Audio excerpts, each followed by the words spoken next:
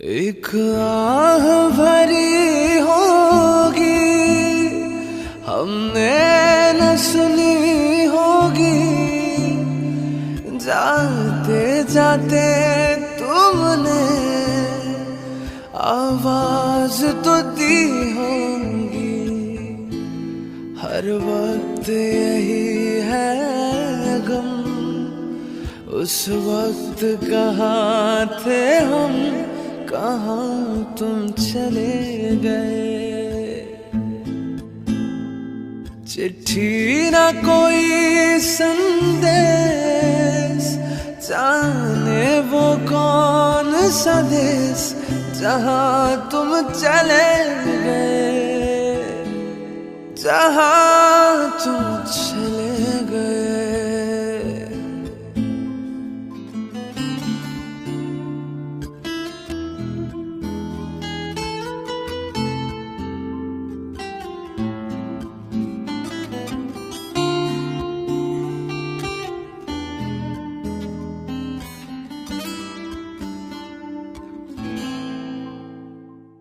हर चीज पैशकों से लिखा है तुम्हारा नाम, ये रस्ते घर गलियां तुम्हें कर न सके सलाम। हाय दिल में रह गई बात, जल्दी से छुड़ा कर हाथ, कहाँ तुम चले गए। चिट्ठी ना कोई संदेश, जाने वो कौन सा देश जहाँ तुम चले गए, जहाँ तुम चले गए।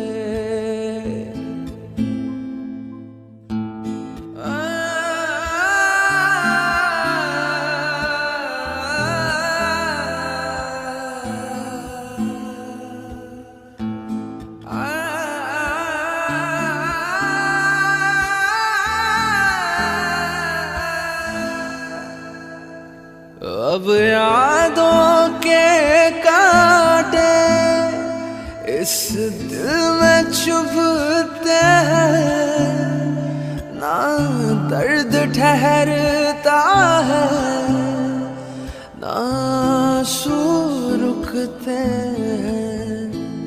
तुम्हें ढूंढ रहा है प्यार, हम कैसे करें इकरार कि हाँ तुम चले गए।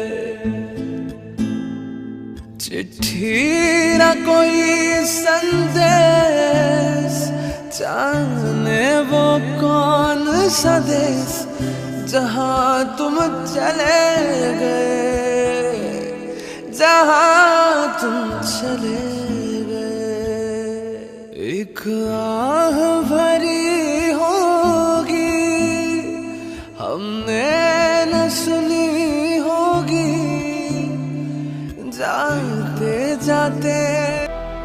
चिट्ठी न कोई संदेश,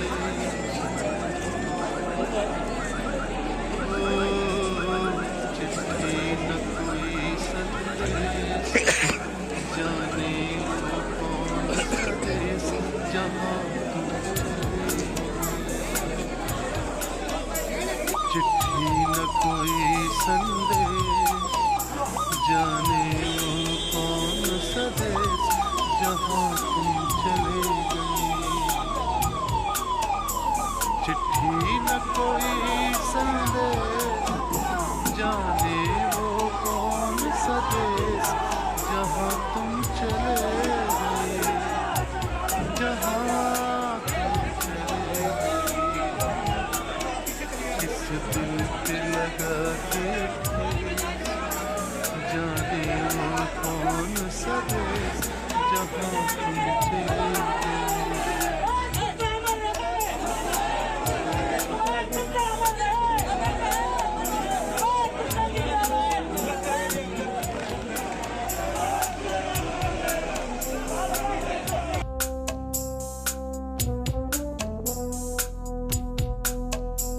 एक आह भरी होगी हमने न सुनी होगी, जाते जाते तुमने। कार्यकाल में हम लोगों के परिवारों से भी लोग चेयरमैन हुआ करते थे, इस नगर में और भी लोग चेयरमैन हुआ करते थे, मगर जो विकास इस 15 वर्षों के अंदर सुभाष बाबू के नेतृत्व में हुआ वो अविस्मरणीय है, उसको भूला नहीं जा सकता। दिन रात प्रयत्नशील रहने वाले आज आदरणीय सुभाष बाबू नहीं है। हम सारे लोगों के पास ऐसा कोई शब्द ही नहीं, व्यक्ति के रूप में हम लोगों के बीच में है। कल तक जिनका मार्गदर्शन हम लोगों को मिलता था, किसी समस्या पे कोई जटिल समस्या आती थी नगर की या कोई महत्वपूर्ण बात आती थी, जहां तुम चले गए। आज इस सभा को संचालित कर रहे समय है उपनगर सौरभगढ़ के लिए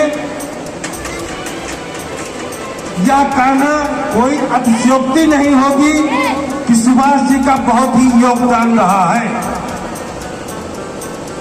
इसको विकासशील बनाने में, सौरभगढ़ को सुरक्षा प्रदान करने में, सौरभगढ़ के ऊपर अन्य वाह आक्रमण से निजात दिलाने में या उनका सामना करने में अपने स्वर्गीय सुभाष जी अग्रणी की भूमिका में रहते थे।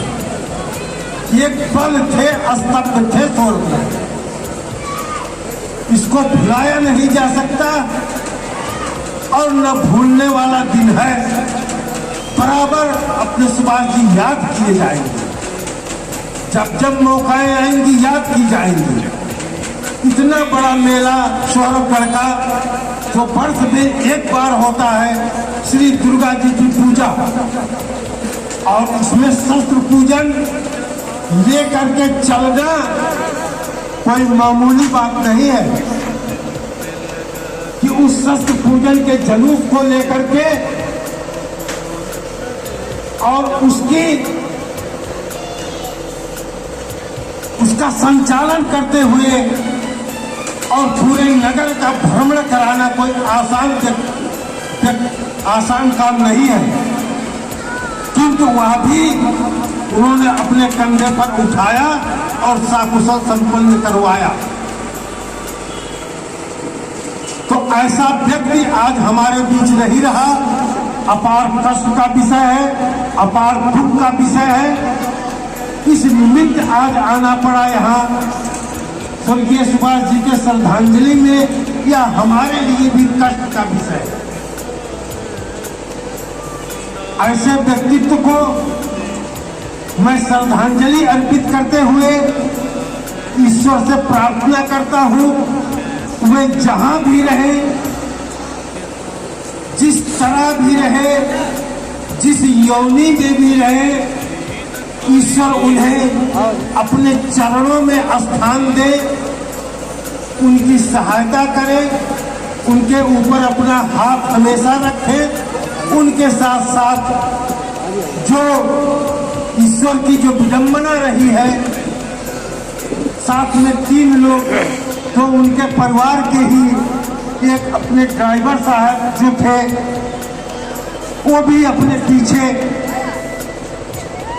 अपने जो एक सहारा थे परिवार चलाने के, वो भी काल के गाल में समा गए।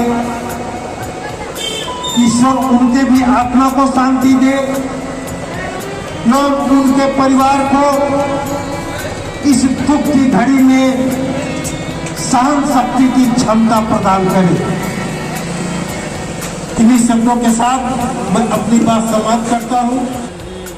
ये जो बनवारी लाल गुप्ता, यह बहुत दुख के साथ ही आज यह शोक सभा बुलाई गई है और हम लोगों के बीच में सुभाष भैया हम लोगों को, इस नगर को इस सेवा करने के लिए हमेशा अपने साथ बुलाया करते थे। और आज यह दुख का दिन हम लोगों को देखना पड़ रहा है कि आज हम लोग उन्हीं को नमन कर रहे हैं। और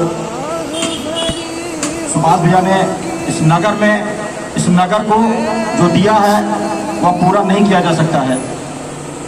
एक हादसे में शिकार हो गए थे, उनके परिवार के 2 सदस्य और हमारे मित्र थे अमरनाथ दुबे जी, उनके बड़े भैया उनके पवन भैया गुजर गए थे। ये इससे बड़े दुख की बात हम लोग के लिए कुछ और नहीं हो सकती है। इतना अपार दुख है मुझे खुद कि मैं बयान नहीं कर सकता हूँ।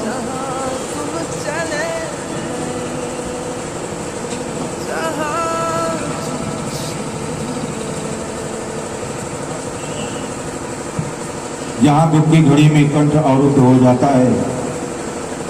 कहते हैं मेरा कोई अहवाल क्या जानता है, जो गुजरी है मुझको खुदा जानता है। और सोहरतगढ़ ही नहीं, आसपास की जनता, पूरे जनपद की जनता आपसे बहुत लगाव करती थी। आदरणीय चेयरमैन प्रदीप साहब,